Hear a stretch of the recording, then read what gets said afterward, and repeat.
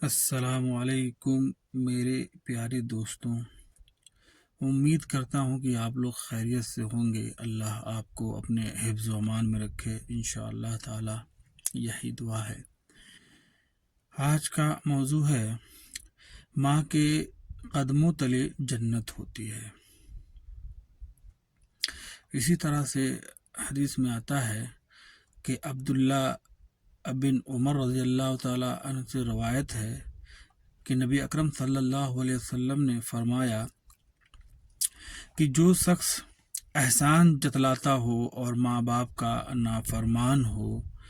اور عادی شراب نوش ہو، وہ جنت میں نہیں جائے گا۔ تو اس میں ماں باپ کا نافرمان بھی شامل ہے، اور ماں باپ کی نافرمانی کوئی چھوٹا موٹا جرم نہیں ہے، یہ شرمناک ہے، سنگین ہے، بڑا جرم ہے یہ، اور یہ بڑی بدبختی ہے اس میں، بڑا اس میں جو ہے برائی ہے۔ اسی طرح سے حضرت جاہمہ رضی اللہ تعالی عنہ نبی کرم صلی اللہ علیہ وسلم کی خدمت میں حاضر ہوئے اور عرض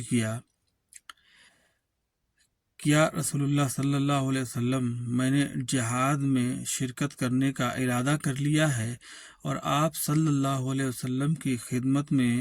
مشورہ لینے کے لیے حاضر ہوا ہوں۔ آپ صلی اللہ علیہ وسلم نے ارشاد فرمایا، کیا تمہاری والدہ زندہ ہیں؟ آپ نے کہا جی ہاں۔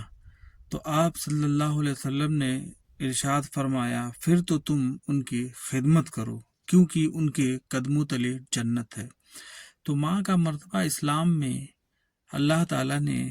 بہت عظیم الشان دیا ہے، ماں کا درجہ بڑا بلند ہے، الحمدللہ۔ اور اسی طرح سے حدیثوں میں آتا ہے کہ اللہ تعالیٰ کہتا ہے،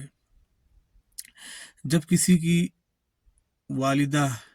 محترم دنیا سے کوچ کر جاتی ہیں اور گزر جاتی ہیں دنیا سے، تو اللہ تعالیٰ یہ فرماتا ہے کہ اس شخص سے کہہ دو کہ اب یہ کچھ اچھے کام کرے، یعنی اچھے کام کیا کرے اور اللہ کی عبادت کرے اور برائیوں سے بچے، تاکہ میں اسے بخشوں اور اس کے لیے نجات دوں اور اسے جو ہے یعنی بھلائی ملے، اس کو اچھا بدلہ ملے۔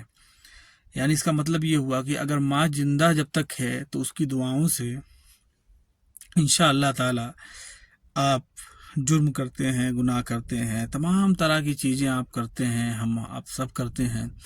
تو اس مصیبت، اس بلا، اس پریشانی کو ٹالنے والی جو ہوتی ہے وہ ماں کی دعائیں ہوتی ہیں، خواہ وہ ماں کیسی بھی ہو۔ یہ کوئی ضروری نہیں ہے کہ وہ تقوی پرہیزگار نمازی ہو تبھی وہ اس کی دعا آپ کو لگے گی، نہ، یہ غلط بات ہے۔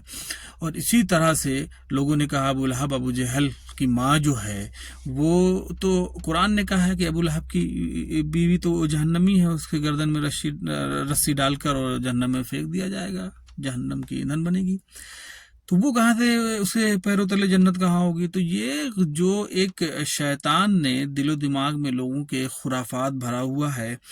اور اسی طرح سے راہ راست سے بھٹکا رہی ہے، اور شیطان جو ہے بڑا علم و حکمت والا ہے، اسے ہر چیز معلوم ہے کہ انسان کہاں سے بہک سکتا ہے، کہاں سے میری دال گلے گی۔ تو آج کل یعنی نے دیکھا معاشرے کے اندر کہ اکثر اولاد ماں باپ کی اسی طرح قرآن میں اللہ تعالیٰ ایک جگہ فرماتا ہے، وَوَصَّيْنَا الْإِنسَانَ بِالْوَالِدَيْنِ،